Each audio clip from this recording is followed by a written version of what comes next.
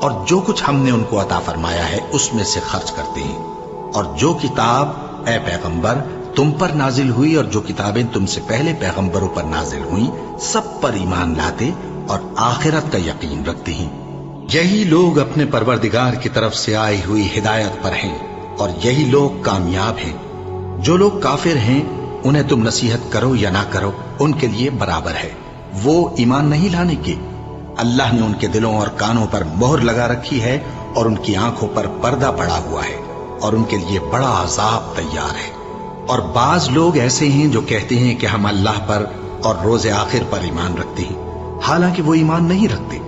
یہ اپنے خیال میں اللہ کو اور مومنوں کو دھوکہ دیتے ہیں، مگر حقیقت میں اپنے سوا کسی کو دھوکہ نہیں دیتے اور اس سے بے خبر ہیں۔ ان کے دلوں میں کفر کا مرض تھا، اللہ نے ان کا مرض اور زیادہ کر دیا اور ان کے جھوٹ بولنے کے سبب